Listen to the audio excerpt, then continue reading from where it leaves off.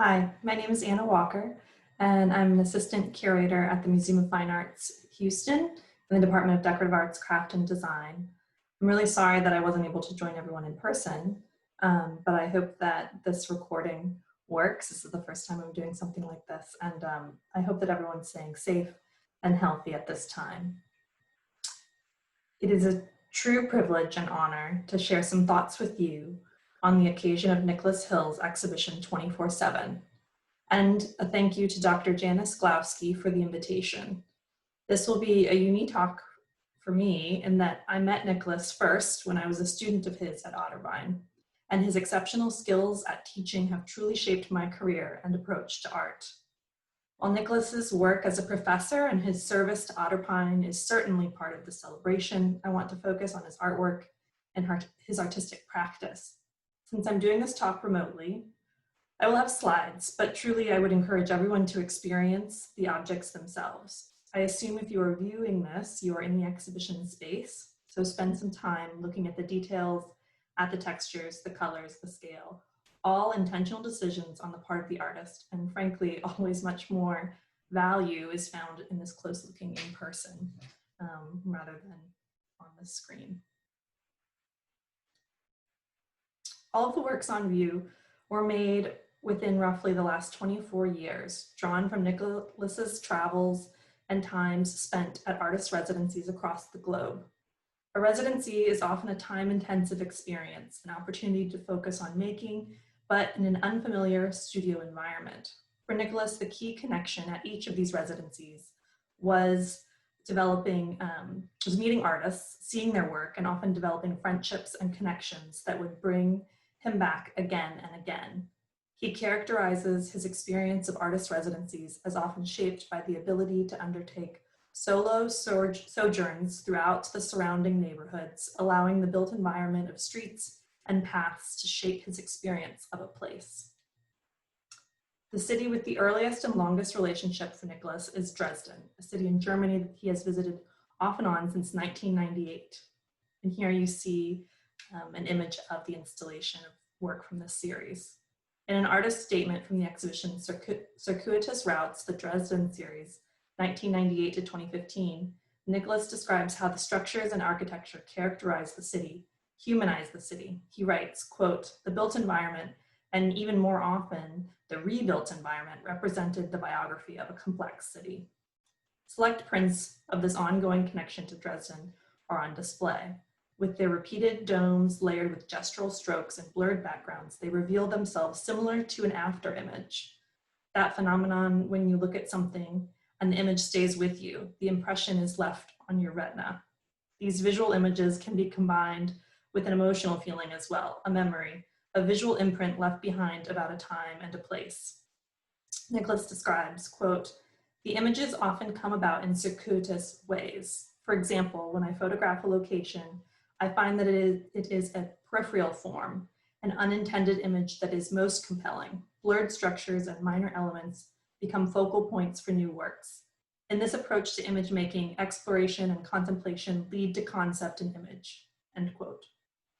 These sites are not explicit or realistic representations of Dresden, but instead they are an impression of a place. The marks made by Nicholas on the plate in reflecting and remembering a place are what is revealed in these after images. As a printmaker, the act of making plates, layering matrices, and building up the surfaces to create an image has an affinity with architecture. Nicholas initially traveled to Japan to visit and study 19th century Japanese woodcuts. The series of Kyoto calligraphy lessons, where you see an image of some of those works, have the proportions of doorways and screens common in Japanese architecture. Upon navigating the cities of Tokyo and Kyoto, he found inspiration in the landscape, writing, and architecture of the interior spaces.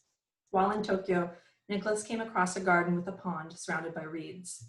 The reflection of a single reed poking out of the pond and its reflection on the water had the quality of script, not unlike the calligraphic marks of the Japanese written language. This body of work is made using a cyanotype process, where a light-sensitive chemical is painted on paper, and here you can see it's painted in gestural fluid lines.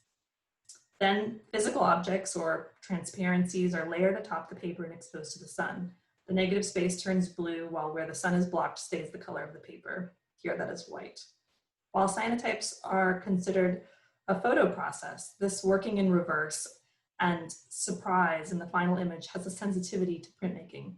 The resulting works float in space like a screen or like the calligraphic imagery found floating on the water. And while the 19th century woodcuts never became central to Nicholas's visit, he too has created pictures of a floating world. Nicholas has had multiple residencies in India, mostly in the north in New Delhi and Jaipur, or in the west in Vadodara. India is a country with 1 billion people, and culture, history, and religion varies widely based on the region.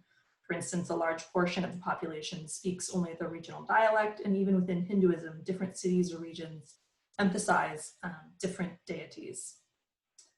As a visitor to this country, Nicholas's responses are layered, overlapping, and often brilliant in color and texture. With a myriad of patterns and overlapping images, the prints capture the sensational qualities of navigating the streets of each city during each residency. While each body of work related to these different areas and distinct impressions and visuals from each one, they often sort of combine and overlap throughout. Gardens, again, become a contemplative space of reflection, and it differs from the busy streets in each of those metropolitan areas. Within the gardens of the architecture of bridges, doorways, gates, archways, they all become indicators of movement. They all become portals, bridging to the natural world. In Vadodara, and here we see this series, Nicholas writes of architecture that has changed over time. Quote, wall paintings with fragments of vivid color had been damaged due to extended exposure to the elements. The painting retained enough imagery to hint at an overall narrative, yet essential portions were gone. I used this experience to invent the open-ended narratives of the Vadodara Garden series of panel paintings. And here you see an image, and that was the end of that quote. Nicholas constructs narratives from the fragments of a place, from the impressions gathered on his walks within the city, taking personal notes of everything from the grand architecture to a small ticket stub to the textile patterns worn on the clothing.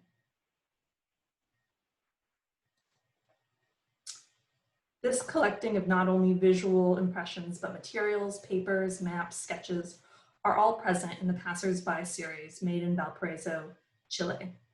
The streets of Valparaiso are made for Nicholas's approach to wandering, a city with twists and turns that lead to unexpected neighborhoods. The residency itself was in a house by the port, an area of town not frequented by tourists, and with a large window that opened up onto the street. Rather than observing the architecture of the city, it was the architecture that allowed Nicholas to be the one observed, shaping his experience and his work. When passers-by would encounter the window and an artist working inside, they would often stop to watch.